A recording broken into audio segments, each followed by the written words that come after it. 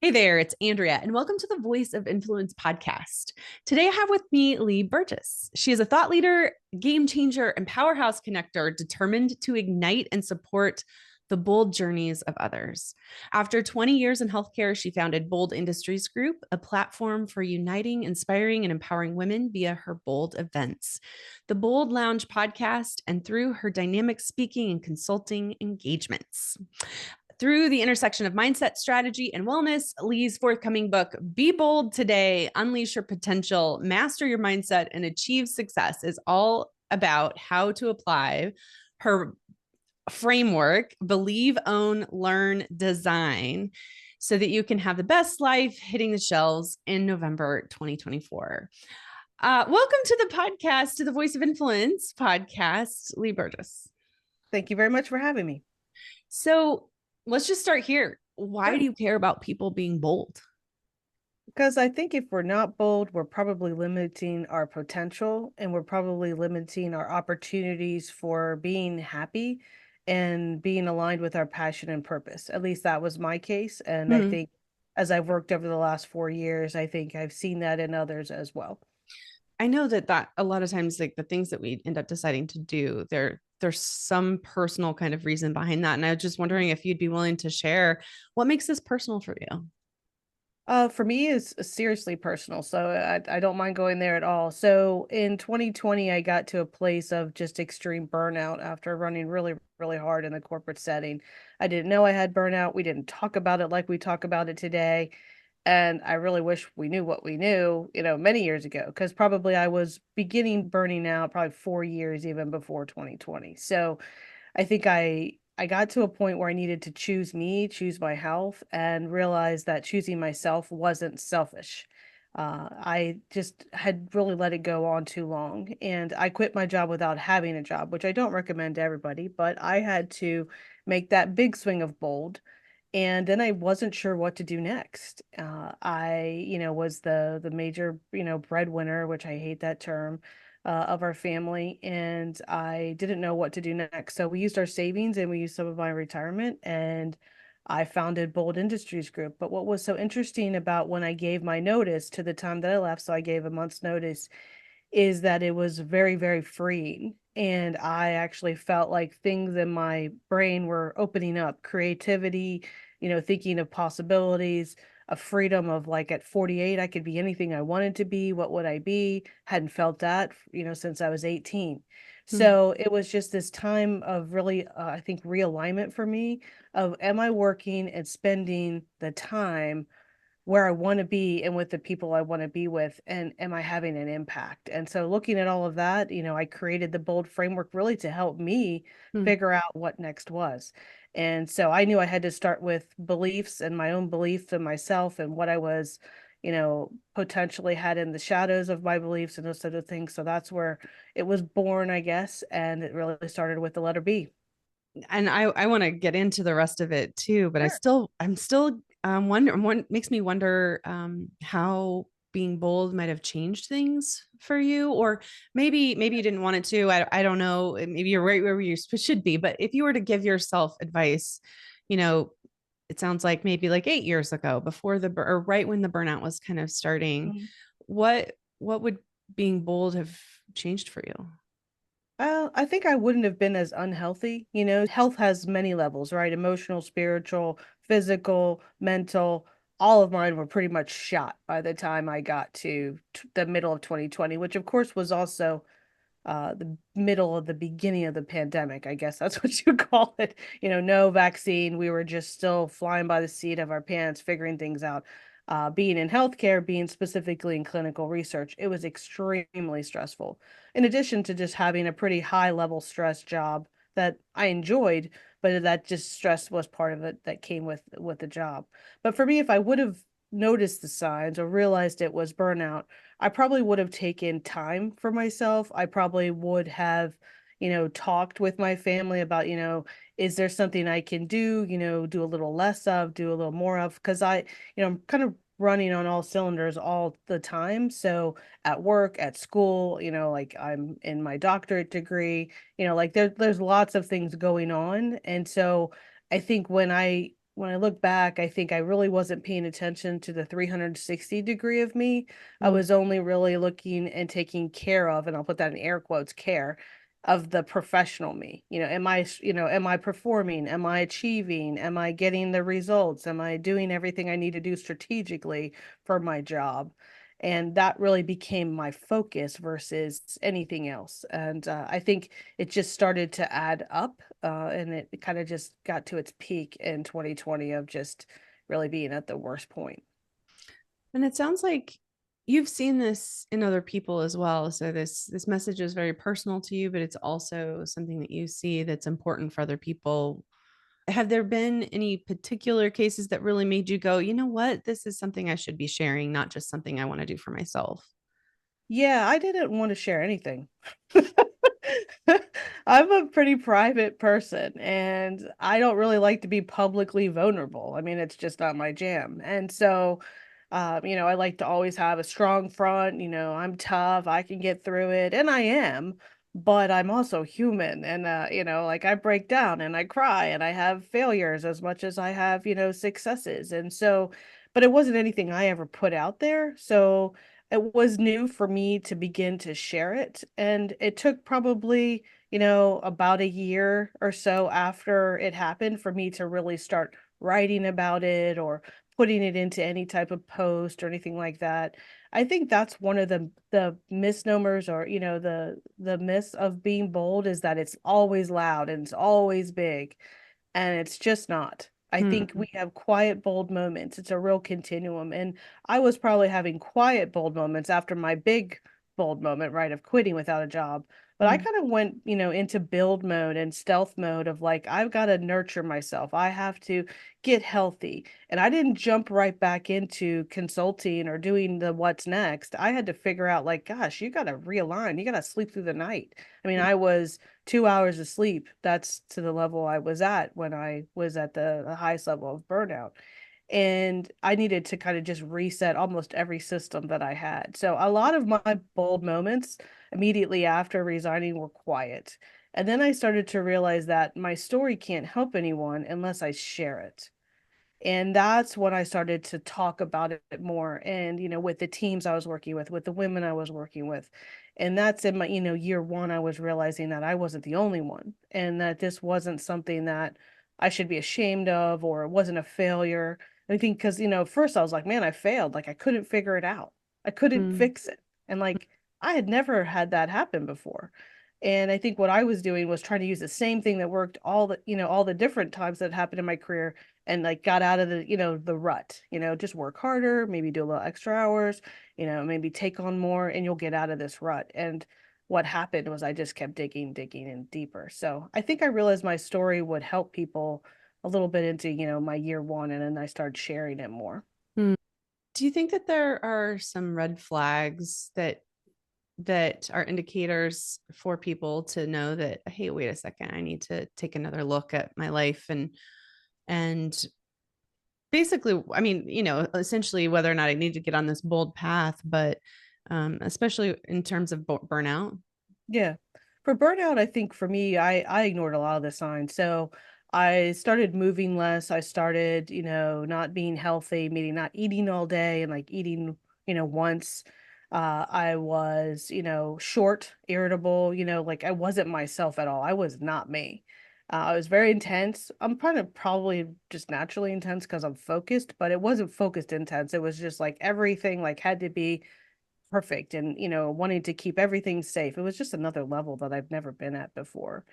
And obviously it resulted in high quality but at a cost, right? In that sense of whatever the cost could be, whether it's my health or just relationships, or I wasn't leaving the house.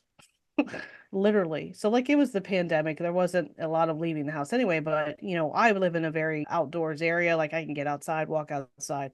I had not even stepped out my front door in 7 days. I had just been working, and my family was trying to help me and make sure I did things, but I think one of the big things that people have to realize is no one can do it for you. No one's going to save you. No one's going to take that first step for you.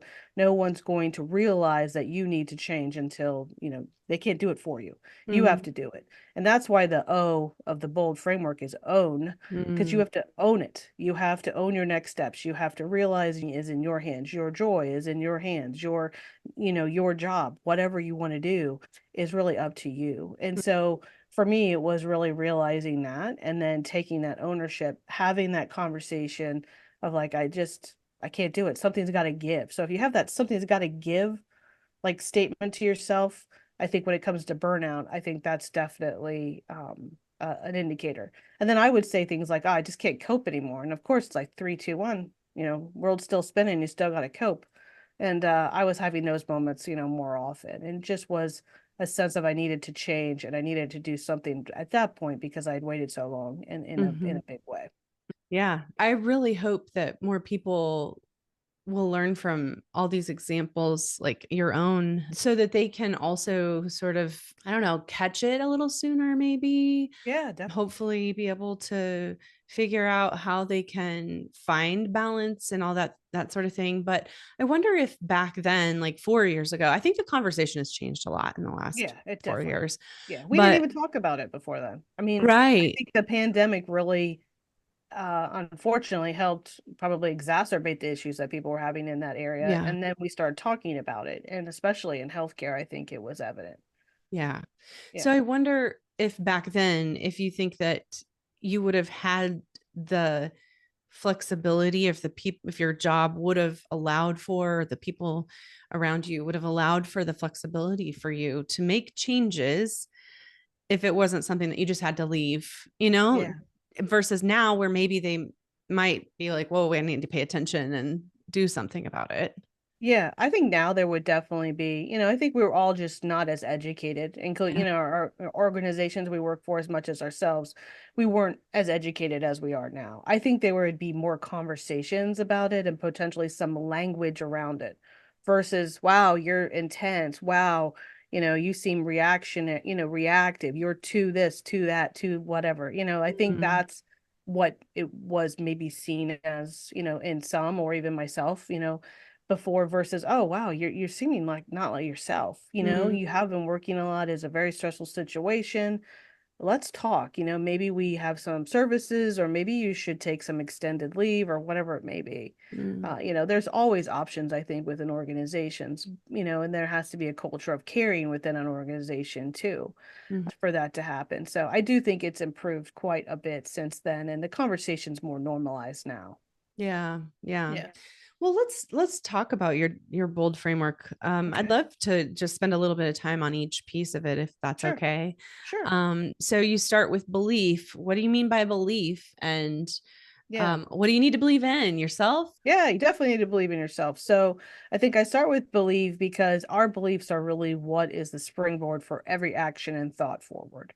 So if you're in a place of, for example, I can't quit because, I have to pay the bills, I have to, make sure I take care of my family, these are all things that went through my head.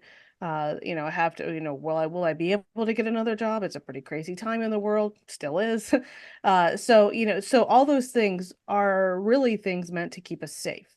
But I think what we need to think about is like, what's the cost of inaction if we have that belief? So, could you get another job? Well, you could start taking those steps. You could spiff up your resume. You could start talking to people. You could think about, is this the right role for you? Are there things that you want to learn more about? So maybe even before you think about leaving or changing your job, maybe think about what your interests are and kind of resetting those. Because I think as we evolve, our beliefs really sometimes don't evolve with us. Mm, They're potentially ascribed to us by someone else. So an example of an ascribed belief I had was that you can't have your own business. That's very risky. That's, you won't have a 401k, you won't have insurance, it's just big time risk and you can't do that. And that just came from my generation of my parents and that's how they grew up, right? So I never even thought about the possibility of being an entrepreneur. But now that I look back, I see where I would bump into things within, organizations or try to innovate too fast, for Mm. them, but really made sense to me, or taking a bold move here or there. Those were things that I think were very entrepreneurial. So, but luckily I was in a great space of clinical research. So it's innovative, it moves fast, it's meant to help others and serve. And so like I was in the great space for someone like me to be in. But I think I just got to the point where I think I needed to unsubscribe to the belief that you can't do things on your own. And I had to bet on myself and believe in myself, that I could do it. And I think for me, I didn't realize I had some shadows in there also. So one of the first things I did, besides kind of start to get back on a healthier plan of living and getting outside and moving and eating regularly, all that, which sounds basic, but I wasn't doing it, was I got my Fair. own It's a coach. big thing. We can't Yeah, do it's it huge. all. I mean, just sleep alone and Yeah, movement. Like, exactly. Yeah. So, but I got my own coach because I knew I couldn't do it by myself, which is another myth of being bold, is that being bold means you're doing it solo. It's a solo act with your cape and all the stuff. It's like, no, no, it's definitely not always a solo act. And you do individually have to say, I'm going to make a change, or I'm going to reach out, or I'm going to ask for help.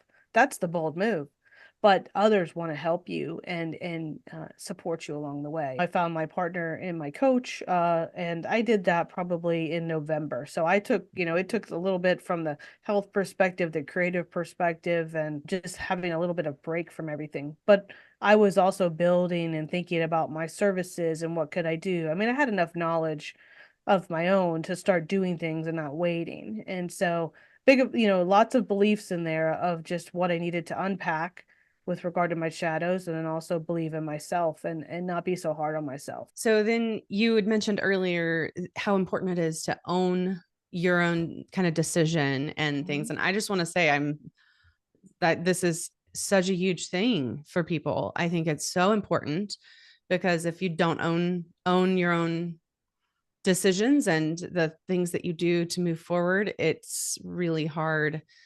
It's hard to be engaged with them. So so please tell us more about what it means to own.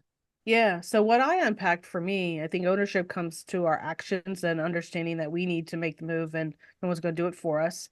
Also, I think some people feel like things are happening to them, like, Yeah. oh, this is someone else's fault, or, what happened to me then, and this is why I'm doing what I'm doing now, etc.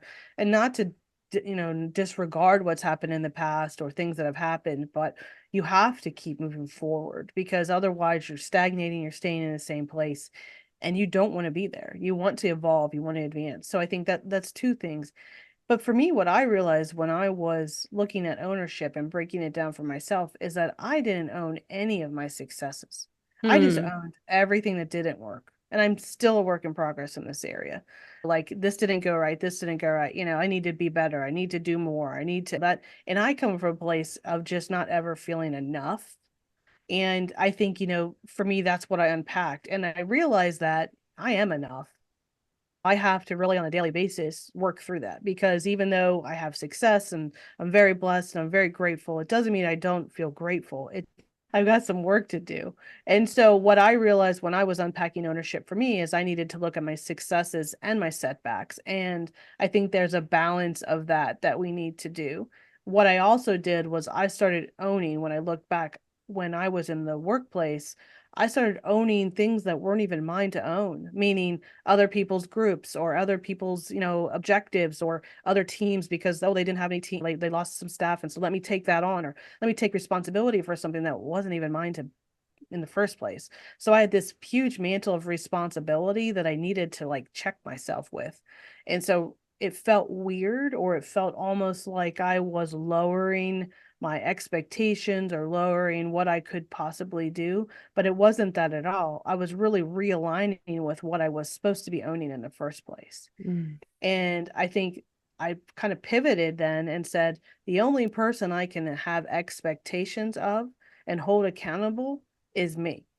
I can't do it for everybody else. I can invite them, I can work with them, partner with them, but I can't make them, drive them, direct them, all these things that we say in the corporate world. Just, it's all about what can I do to hold myself accountable. And I had to check myself within some of the areas that I was owning that I didn't need to. Yeah, there's so much there. I love that. So then learn growth mindset. Tell us about that. Yeah, so rolling into that. So now we understand our beliefs and what we believe about ourselves, and we've kind of reset it or a work in progress on that because you don't go through the framework and say, check, I'm done, because we're human, things happen, life changes, scenarios change. It's really something you can go through and maybe revisit a particular section or go all the way through it. But so we have our beliefs, we understand what we should be owning and not owning, and we've looked at our, what's going well as much as what's not working. We roll into the L, which is really, it's like living in growth mindset. We could have a moment of fixed, but where are you living most of the time? Are you realizing that things that aren't working should not be repeated, right? So are you doing the same thing over and over and getting the same result, which is what I was doing. I was working harder, I was working longer, I was taking on more, I was like raising my hand, I'll do it.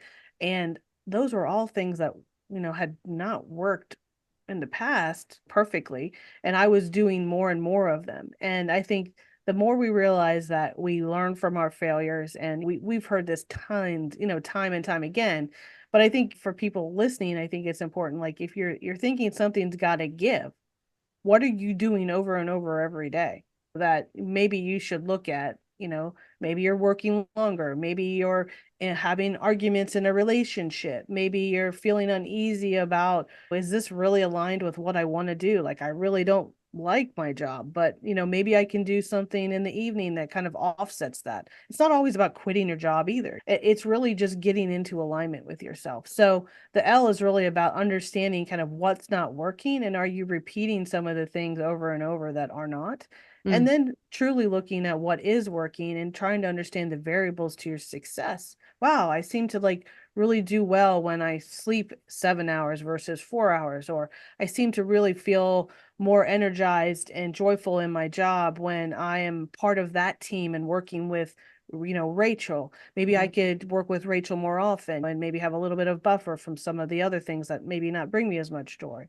Oh, I really feel engaged when I exercise just for 15, 20 minutes before I go to work. These are the types of things like where is it working, and making sure you're paying attention to that. Yeah. And so then design. Yeah, so design is really all about designing your next steps, designing the blueprint for your bold life. And I think, like what I said before, going through the process, you may revisit the framework at different points.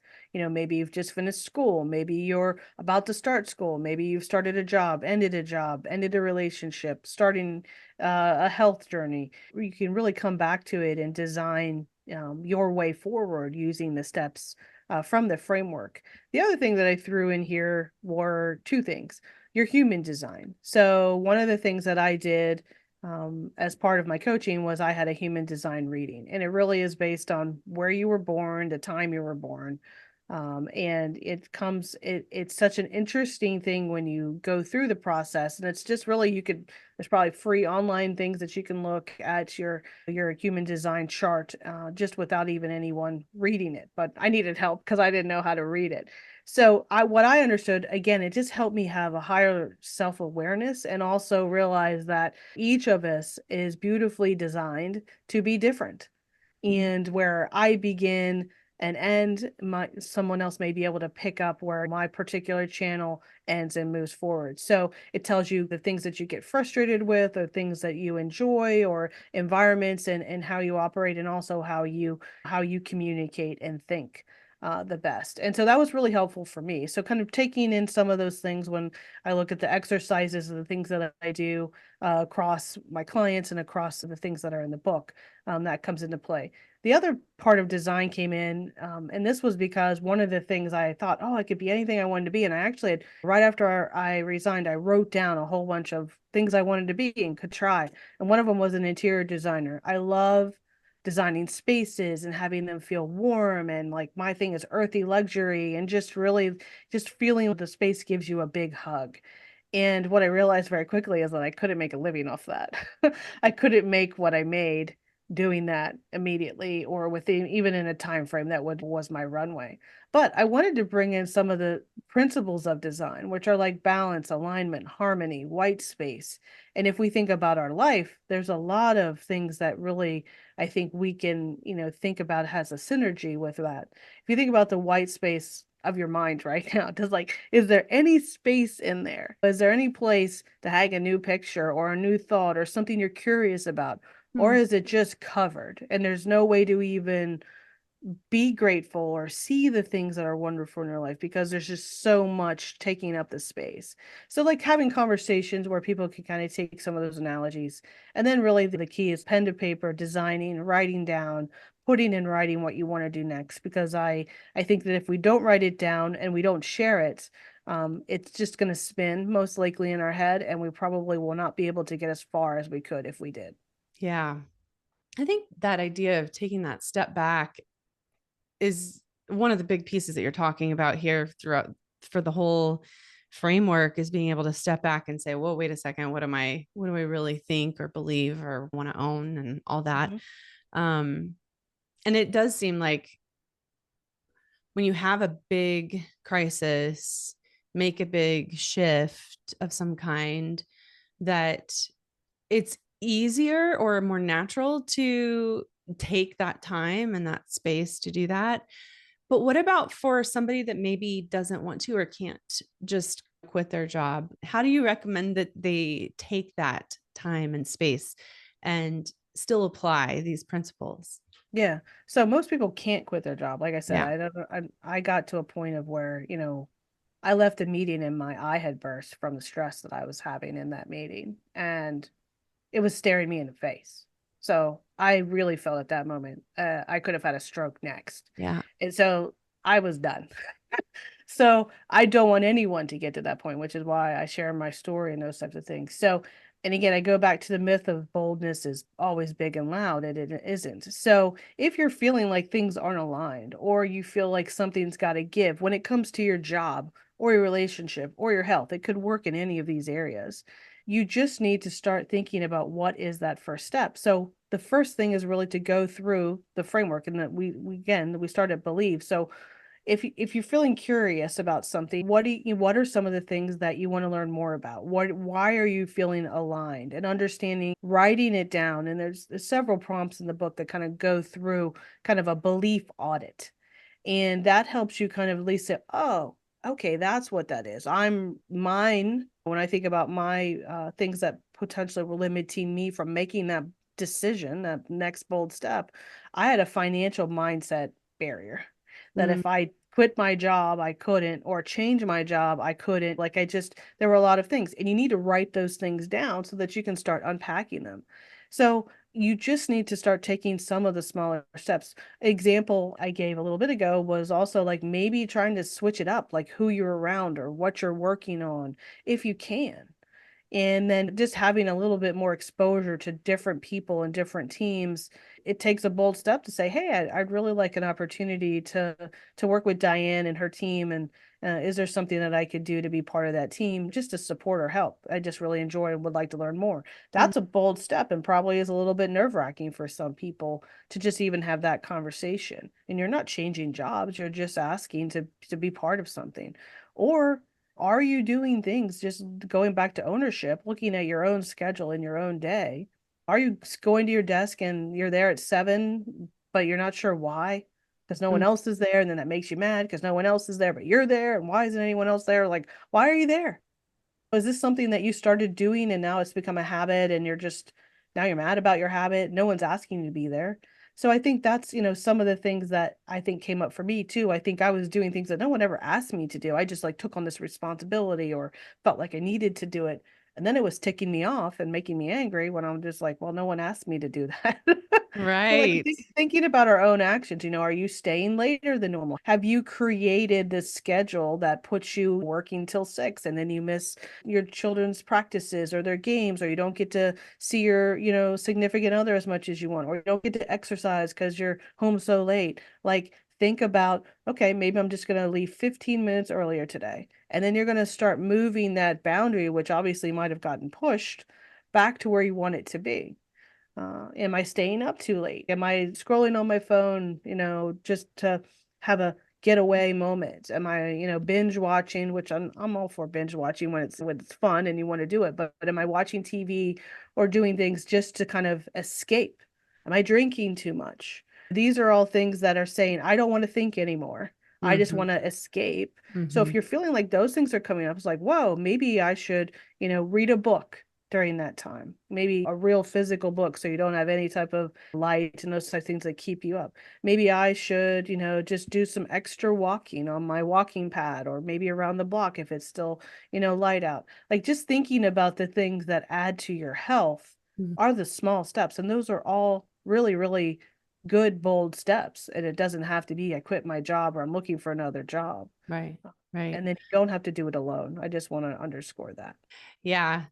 Oh, yeah. Those are good. Human beings, our brains, we so love the patterns. And so we get to that point where something, we know we need to do something or something is satisfying us in some way. And so we do it, we do it, we do it, we stick in that pattern. Sometimes we originally did it for a reason, a good reason that was Hmm. helpful. And now maybe it's not as helpful anymore. And Yeah. it's hard to disrupt those things. But like you said, choosing to do something else, recognizing that it's a pattern that you don't have to have to continue to follow. And you can disrupt it with something like reading a book instead of binge watching or whatever it might be. I think sometimes we just need to be reminded of that. Yeah, it's a simple step. And I think you, most of the time, unless it's gone to a place of you need professional help, Mm, most of the time we know we're doing something that really isn't aligned with our health or our future or our curiosities or our passion or purpose. And our body's telling it, or maybe our mind is telling us, but we're doing it anyway. Like you said, we get into this, kind of hamster wheel of action, right? mm, And what it does is causes us inaction towards what we really want to achieve. mm, And we have to think about our habits and our beliefs. Are they helping us? Are they harming us? Are they holding us back? And like scrolling and kind of binge watching and like just drinking that extra glass of wine just to escape at the end of the day, those are things that are harming and holding you back potentially, right? And so, like, just really rolling into kind of what is just one thing I can do differently tonight. Like I'm gonna be on my cell phone. I'm gonna time myself for 5 minutes, just look at my Instagram, and then I'm done. The phone has its own little thing, but I like timers personally because I kind of choose the most obnoxious sound I can get just so that I stop doing what I'm doing, right? Not just, oh, some lovely little yoga sound and, oh, turn it off and I keep doing it. So I want to really have this kind of moment to change that habit. And sometimes it just takes something loud that or a timer to help you kind of just, it sounds silly, but really start to change or hone your habits. mm, And I think for me, like doing laundry and cleaning is something I really enjoy. So like being able to also kind of do things that help help me get things done. It doesn't always have to be like this relaxing thing, like a book or going to bed maybe earlier. It can just be something that actually gets stuff done. And then I feel like, oh yeah, I've accomplished that, but I wasn't scrolling or just sitting and watching television. mm. Okay, so how can a person who sees somebody that they love or care about, they're struggling, you think, gosh, they need to be more bold, or it would be helpful for them if they could be more bold or make some decisions for themselves that might be helpful to them. What advice would you give that person who wants to support or encourage somebody else to be more bold? Yeah. Well, I think boldness starts with awareness, self-awareness, right? And that's hard to give to someone else. I don't think my family could have given me that. I unfortunately had to get to the point where I was, and then it was like they were just so happy that I was making the change, that I was Mm, doing it, that I was going to be so much healthier. And the change was extremely obvious once I gave my notice. I had a very stressful month of before I left, but once I was done, and it was stressful because I just wanted to get all this stuff done before I left and wanted to make sure no one was kind of left hanging and those types of things. But once I left, I realized that I could really start getting into some of the things that I wanted to understand about myself. So I think is one step is just actually talking and just saying, "Hey, how are you doing? Really? How are you doing?" mm, And not just good, fine, that type of thing like we do, but like having time and giving a little bit of space to that question. How are you really? Because I noticed you're working late, or I noticed that that you just seem like not like you. You don't have to name all the things that seem like not like them. You just don't seem as happy as you used to be, or maybe it just seems like little things are, maybe bothering you more than they did before. But anything I could do to help, like just having that conversation and starting off with just something very gentle, like how are you really? And letting them know you're there and say now that you have the bold framework and you understand kind of some of the things that someone might be going through, because you could actually help them through some of those things. Well, I'm just really upset because I'm working so much and I'm just not getting as much done, or I didn't get that promotion, or potentially they lost their job with the way things are. Like, okay, like what can you do next? What's your first step? Because I think that's the hardest one, I think, for people to define, is Hmm. the first step.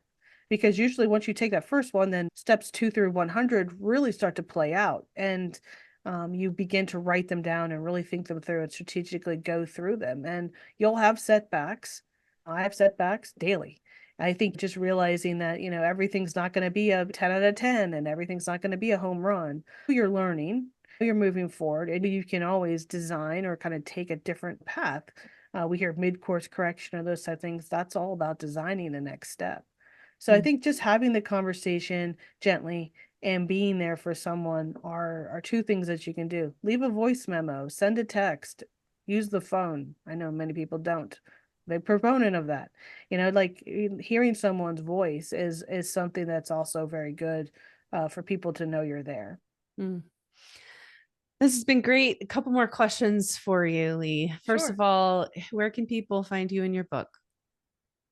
The best place is my website. So if you go to leighburgess.com, all the information about my book is there. You can see the book trailer, and then you can learn about all the different other things that we're doing in the Bold community and connect in. Great. Okay, last question. This is the Voice of Influence podcast. Mhm. What last piece of advice would you want to give somebody that wants to have a voice of influence? I think you have to influence yourself when it comes to being bold. So I think when you think about your voice of influence in your own actions, in your own world, what can you do? What is the first step you can take towards your bold life that feels most aligned with what you want to do and who you are? Hmm. All right. Well, thank you so much for being here today. Appreciate it. And good luck with your book. Thank you very much.